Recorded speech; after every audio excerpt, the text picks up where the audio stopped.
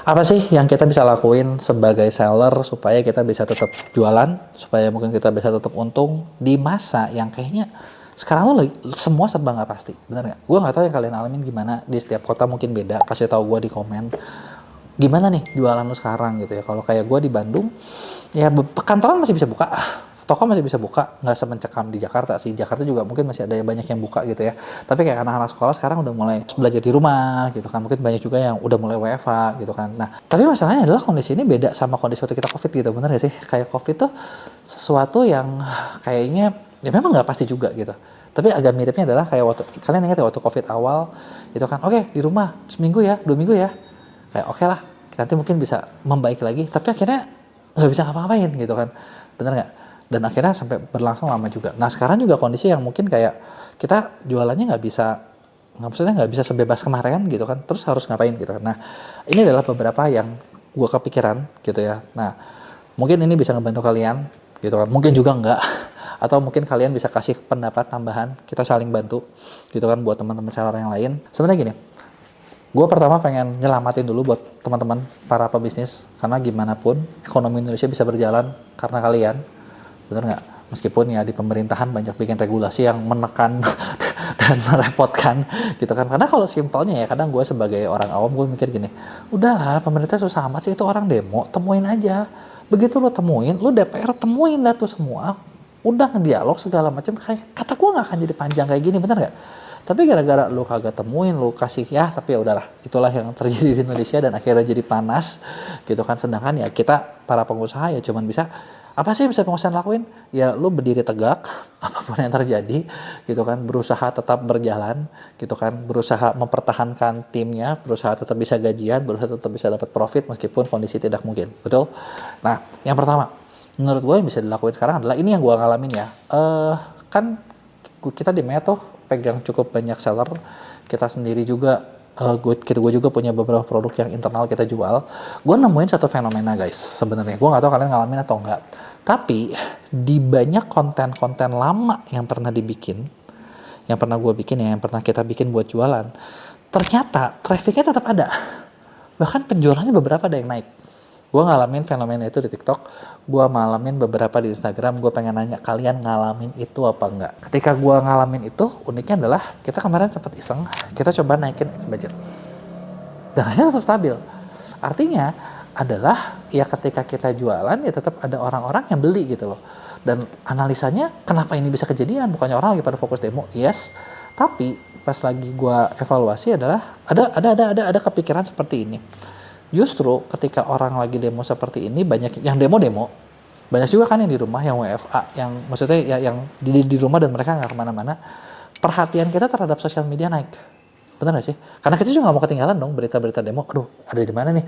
Nanti deket tempat gua gimana nih? Ada apa nih? Benar nggak? Dan ketika kita ngelihat seperti itu bikin iklan-iklan kalian, konten-konten kalian yang lama justru malah ketayangin kan, bener nggak? Dan mungkin analisa gua ya, karena orang juga capek kali ya lihat orang ribut-ribut mulu. Justru jadi kayak udahlah, gue mau inilah, gue mau itulah, gue mau beli inilah, gue mau beli itulah, dibeli juga barang lu gitu. Jadi insight pertama yang misalnya gue bisa kasih ke kalian adalah, coba kalian lihat kalau kalian jualan TikTok, kalian jualan Shopee, ada yang lewat konten, ada nggak konten-konten yang lama kalian yang memang penjualannya tetap stabil. Kalau kalian penjualannya tidak sekarang belum berkurang, coba dilihat mana yang stabil, mana yang menghasilkan, lu lihat, lu cek, lu naikin ads budgetnya. Karena ketika lu naikin ads budgetnya, itu terbukti bisa ngasilin duit kan, bener nggak? Ya kalau kayak gitu kan penjualan bisa naik. Ini yang pertama. Yang kedua adalah kalau yang gue lihat juga dari sentimennya adalah ketika kalau misalnya, ini jujur ini gue juga berat juga nih ngomongnya. Jadi kayak di akun, misalnya di beberapa akun yang misalnya kita, yang gue tahu ya, ketika kita nggak ngebahas tentang masalah Indonesia sama sekali, ketika kita nggak suportif kemanapun gitu kan, dan kita jualan doang, orang justru malah komen kayak, nggak etis banget sih lo. Kalau kayak orang nggak punya perasaan sih, peduli dong sama negara. Tapi ketika misalnya kita, ya udah, kita kasih beberapa kali support, orang pun diem gitu loh. Memang ya lu udah support, tapi kan juga butuh jualan, fine aja. Jadi mungkin menurut gue ya, ada baiknya adalah di sosial media kalian ya mungkin kalian tunjukin kalau you care gitu loh, dengan kondisi yang ada gitu loh. Jadi campuran ya lu bisa jualan, kalian peduli juga gitu dengan kondisi ada. Itu yang gue lihat perlu dilakuin. Yang ketiga, buat kalian yang mungkin saat ini jualannya produk-produk yang Jangan salah loh, ketika demo ini gue lihat ada produk-produk yang, ini kayaknya penjualannya bakal naik nih. Dari mana? Karena itu kayak semua orang banyak pakai gitu kan. Contoh misalnya, air minum dalam kemasan. Kalian lihat nggak sih? Itunya tuh banyak banget gitu loh. AMDK itu ininya banyak banget ya, kayak bekas sampahnya di berbagai daerah. Ya itu kan membuktikan kalau orang beli dan pakai gitu loh. Artinya ya penjualan pasti naik. Solusi buat gas air mata yang putih-putih, katanya odol. Gue nggak tahu, gue nggak pernah pakai, tapi itu juga gue rasa meningkat pasti.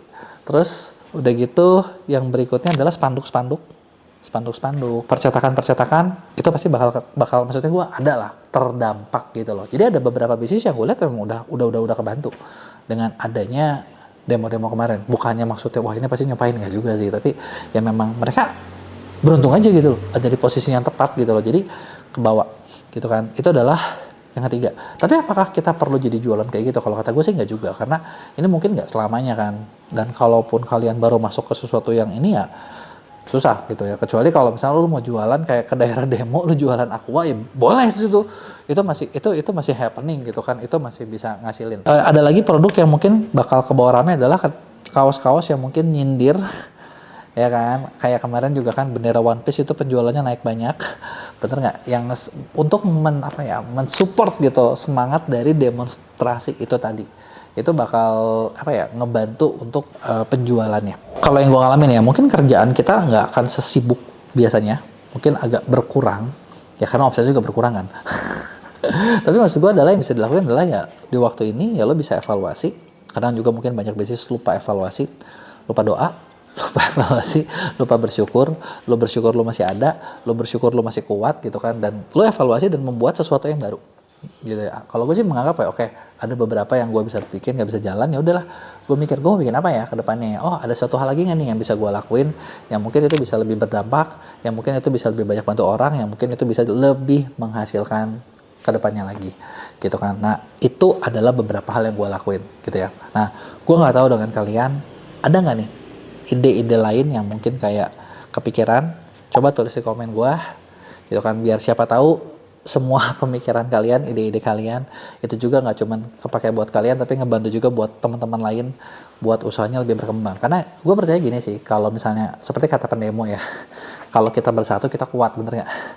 Sama juga sih, Indonesia ini satu negara yang kayaknya kalau kita perhatiin nih dari dulu tuh kayak autopilot gitu, tau nggak sih? Jadi kayak udah jalan aja sendiri gitu kan, yang ibaratnya teman-teman para seller, teman-teman para UMKM, teman-teman para pengusaha selama ini mungkin kalian banyak berusaha gitu kan, kayak oke, gue bikin sesuatu biar gue untung, gue bisa buka lapangan kerja gitu kan, gue bisa bantuin tetangga-tetangga gue, tim gue biar hidupnya bisa lebih enak gitu kan. Ketika kita ngelakuin gitu kan, kita udah capek-capek, dari atas ada lagi nih apa gitu kan yang pengen kita lakuin hancur, atau bukan nggak hancur sih, mungkin yang kita lakuin jadi kurang berarti gitu kan, atau lebih repot. Nanti kita udah ngapa-ngapain lagi, ada lagi ya, mungkin seperti itu kali ya, bener nggak? Makanya tadi kan gue bilang kan, selamat, kalian luar biasa, karena kalau misalnya nggak ada para pengusaha ya nggak mungkin negara kita bisa kayak gini kan, bener nggak? Dan gue yakin sih dengan dengan rakyat pada bersuara, harusnya kedepannya kita bakal jadi lebih maju lagi, lebih yakin lagi. Jadi gue pengen tahu pendapat kalian, tulis di komen, jangan lupa buat like dan share.